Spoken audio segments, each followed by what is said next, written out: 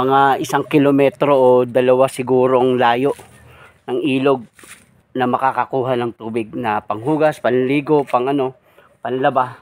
Yun ang ating update ngayon. Grabe, pagod.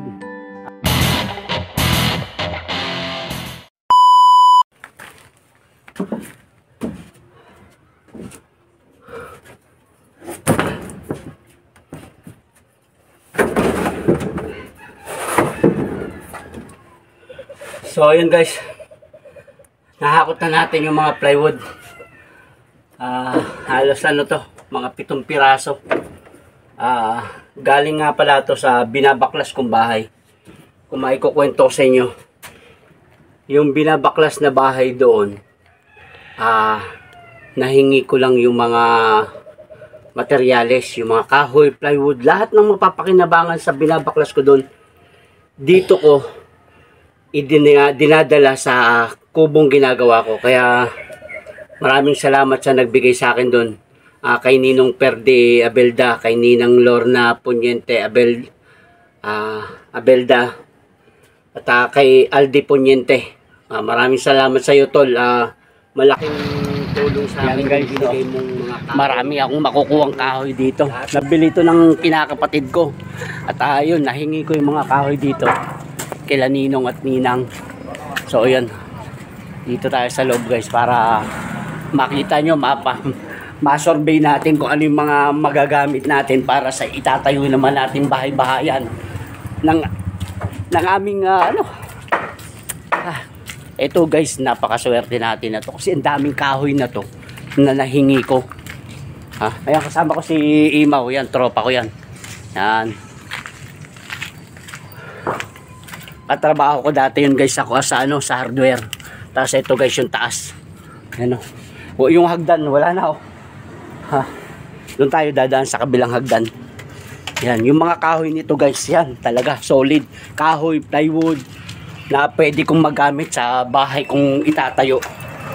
Syempre, malaking tipid yun guys kasi ang gagastusin ko na lang labor na lang kasi meron na tayong mga gamit. May mga kahoy na tayo, unang-una kahoy. Ito, hagdan kung kailangan nga buutong mabaklas kung hagdan. Laki tayo dito sa taas. Ito yung pinakataas guys. Ayan.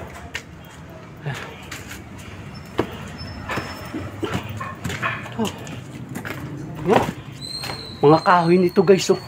Lalo na to. Ito yung pinaka habol ko dyan guys. Yung mga postihan na magagamit natin sa bahay-bahayan. Maraming salamat sa blessing na to. Yan.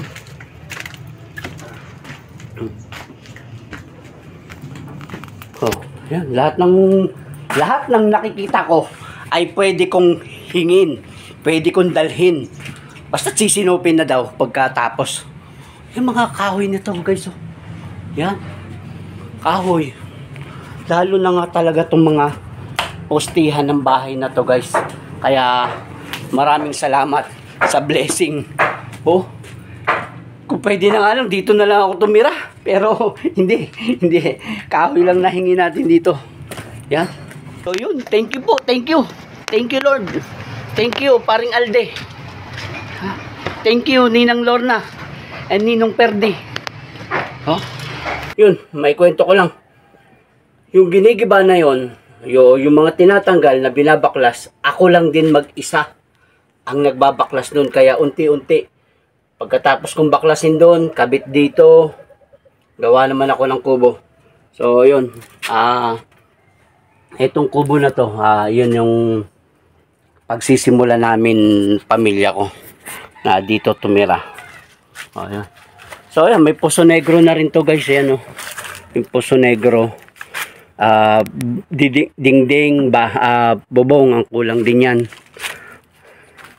Kasi ito, nung isang araw wala pang yero yan, pero ayan, meron na. May lumang yero. Lahat yan guys, ipinagpapasalamat ko talaga. At lahat yan guys, ipinagpapasalamat ko. Nahingi ko lahat yung materials na yan. Kahoy, plywood, yan. Nandito na, kasama ko yung bunso kong anak para may kasama naman ako dito kakwentuhan. Ready ka na ba sa bagong mong bahay na titirhan? Yes, of course. Yes, of course. Siyempre ito, ang ano lang dito, walang kuryente, wala pang tubig. So may ilog dito, mga 1 kilometro o 2 siguro ang layo ng ilog na makakakuha ng tubig na panghugas, panligo, panlaba. Pero yung inumin, yun na lang, yung kailangan ng safety na bumili ng mga refill. So yun guys ha. Yun ang ating update ngayon. Grabe, pagod. Maya maya abangan nyo naman kung ano naman ang susunod na makikita nyo rito sa aking munting bahay. Thank you guys, thank you. Maraming salamat sa pagsubaybay ninyo sa aming mga video. Thank you. Bye bye.